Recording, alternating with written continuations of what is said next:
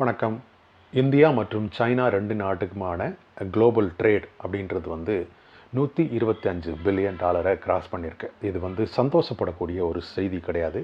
உண்மையிலேயே நம்மளை கொஞ்சம் ரிவ்யூ பண்ணிக்கக்கூடிய ஒரு செய்தியாக இதை பார்க்கணும். மத்திய அரசும் வந்து இப்படி தான் பார்க்குறாங்க. இது மட்டும் இல்லாமல் குளோபல் டைம்ஸ் அப்படிங்கிற ஒரு உலக பத்திரிகையில் உலகளவில் பல நாட்டில் வெளியாகக்கூடிய இந்த பத்திரிகை இதில் வந்து இந்த செய்தி வந்தது.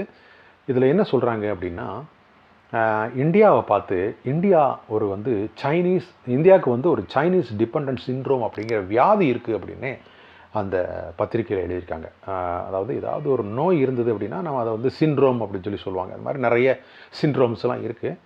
ஸோ இந்தியாவை பார்த்து ஒரு நாடு சைனாவை நம்பி இருக்கக்கூடிய ஒரு நோய் இந்தியாவுக்கு இருக்குது அப்படின்னு சொல்லி சொன்னோன்னா நம்ம எந்த அளவுக்கு சைனாவை நாம் நம்பி இருக்கிறோம் அப்படின்றது வந்து உங்களுக்கு தெரியும். $125 பில்லியன் ட்ரேடில் நாம் கிட்டத்தட்ட $100 பில்லியன் இறக்குமதியே பண்ணுறோம். இது வரைக்கும் இந்த $100 பில்லியன், அதாவது எக்ஸாக்டாக 100 கிடையாது, $97.5 பில்லியன் அளவுக்கு நாம் இறக்குமதி பண்ணியிருக்கோம் கடந்த வருஷம்.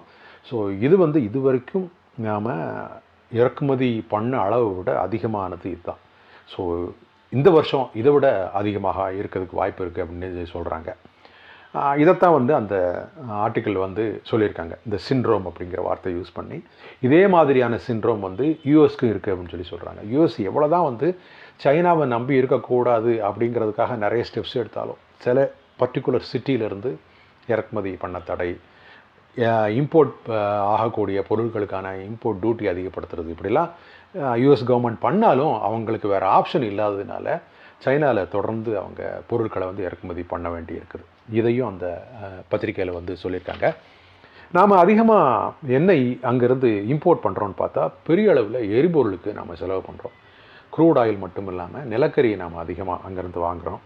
அது போக முத்து வாங்குகிறோம், அதுக்கடுத்து நவரத்ன கற்கள் வாங்குகிறோம்.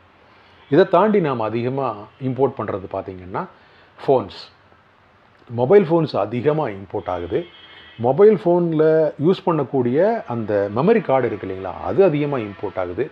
அதுக்கடுத்து ஃபோன் கேஸு, அதுக்கடுத்து பென்ட்ரைவ், இந்த மாதிரியான பொருட்கள் இம்போர்ட் ஆகுது. உங்களுக்கெல்லாம் பார்த்தா இதெல்லாம் சாதாரண பொருள் அப்படின்னு சொல்லி தோணும். ஆனால் நான் திருப்பூரில் இருக்கக்கூடிய பெரிய ஒரு 4-5 கடை இருக்குது. இங்கே வந்து பெரிய லெவலில் இந்த மாதிரி பொருட்களை ஹோல்சேல்லையும் ரீட்டெயிலையும் விற்கக்கூடிய மொபைல் அக்சசரிஸ் விற்கக்கூடிய கடை. ஒரு சமயம் நான் அங்கே போயிட்டு பார்த்துட்டு எனக்கு அப்படியே ஷாக் ஆகிடுச்சு. அவங்க வந்து ஷோரூம் ஒட்டியே ஒரு கதவு இருக்குது. அந்த கதவை திறந்துட்டு ஒருத்தர் வந்து உள்ளே போனார். உள்ளே பார்த்தீங்க அப்படின்னா அப்படியே கடல் மாதிரி குமிஞ்சு கிடக்குது இந்த memory card, pendrive, phone case எல்லாம். ஒரு சின்ன ஊர் திருப்பூர், இங்கே வந்து இருக்கக்கூடிய ஒரு 4-5 கடையில், பெரிய கடைகளை இப்படி வந்து குமிச்சு வச்சுருக்காங்க அப்படின்னா தமிழ்நாடு ஃபுல்லாக எவ்வளோ இருக்கும், இந்தியா ஃபுல்லாக எவ்வளோ இருக்கும். ஸோ இதுதான் பெரிய அளவில் நாம் அங்கேருந்து இம்போர்ட் பண்ணி கொடுக்கக்கூடிய பொருட்கள். இதை தாண்டி நாம் மிஷினரிஸ் அதிகமாக இம்போர்ட் பண்ணுறோம். மிஷினரிக்கு தேவையான டூல்ஸ் இம்போர்ட் பண்ணுறோம். அதுக்கடுத்து ஃபெர்டிலைசர், யூரியா, அமோனிக் சல்ஃபேட் மாதிரியான ஃபெர்டிலைசரை இம்போர்ட் பண்ணுறோம். அதுக்கடுத்து நாம் தவிர்க்க முடியாத ஒரு இம்போர்ட்னு சொல்லி பார்த்தீங்க அப்படின்னா ஆக்டிவ் ஃபார்மா இன்க்ரீடியன்ட்ஸ், ஏபிஐன்னு சொல்லுவாங்க, அதையும் நாம் அங்கேருந்து இம்போர்ட் பண்ணுறோம். இதை பற்றி ஃபியோ சிஇஓட்ட கேட்கும்போது இப்போதைக்கு நாம் என்ன தான் முயற்சி எடுத்தாலும் மெஷினரிஸ் அண்ட் டூல்ஸையும், அதுக்கடுத்து எலக்ட்ரானிக் குட்ஸையும், ஏபிஐயையும் அங்கேருந்து இறக்குமதி பண்ணுறது வந்து குறைக்கிறதுக்கே சாத்தியம் இல்லை. இதுதான் நமக்கு இப்போ இருக்கக்கூடிய நிலைமை. இந்திய அரசு இதில் எதை நாம் சைனாலேருந்து இம்போர்ட் பண்ணுறதை குறைச்சி இந்தியாவில் ப்ரொடக்ஷனை ஸ்டார்ட் பண்ணலாம் அப்படின்னு ஒரு முயற்சி எடுத்துக்கிட்டு இருக்காங்க. ஸோ அந்த முயற்சியில் அரசு ஏதாவது முடிவு எடுத்தாங்க அப்படின்னா எதிர்காலத்தில் இதுக்கான இறக்குமதி குறையும் அப்படின்னு சொல்லியிருக்கிறார். ஏன்னா நம்ம அந்நிய செலாவணியில் கிட்டத்தட்ட ஒரு 1/5 பாகம் வந்து சைனாவுக்கு மட்டுமே நாம் கொடுத்துட்ருக்கோம் அப்படின்றதான் வந்து ஒரு வேதனையான ஒரு விஷயம். ஸோ இது வந்து நாம் முக்கியமாக பார்க்க வேண்டியது.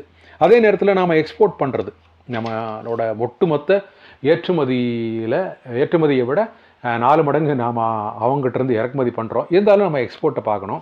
நான் பாஸ்மதி ரைஸ் அதிகமாக இங்கேருந்து போகுது. எக்ஸாக்டிக் வெஜிடபிள்ஸ் போகுது. எக்ஸாக்டிக் வெஜிடபிள்ஸ் அண்ட் ஃப்ரூட்ஸ்னால் உங்களுக்கு தெரியும், சாதாரணமாக நம்ம வீட்டில் உபயோகப்படுத்தாத ஒரு சில ஃப்ரூட்ஸும் வெஜிடபிள்ஸும்.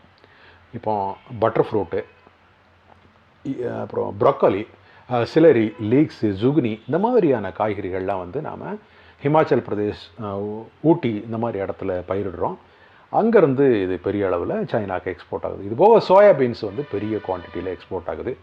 இது போக காயர் பெட்டு, அது பெட் ஃபார்மில் வாங்குவாங்க, அதுவும் எக்ஸ்போர்ட் ஆகுது. இதுதான் டாப் 5 எக்ஸ்போர்ட்னு சொல்லலாம். இது போக பல பொருட்கள் இங்கிருந்து எக்ஸ்போர்ட் ஆகுது. இருந்தாலும் நாம் ஒட்டுமொத்த இறக்குமதியில் 4 பாகத்து தான் நாம் ஏற்றுமதியே சைனாவுக்கு பண்ணுறோம். இது எதிர்காலத்தில் இந்திய அரசு நிறைய முயற்சி எடுக்கும்போது இது வந்து குறையலாம். இப்போ சமீபத்தில் ட்ரோனுக்கு இறக்குமதி கூட தடை விதிச்சிருக்காங்க.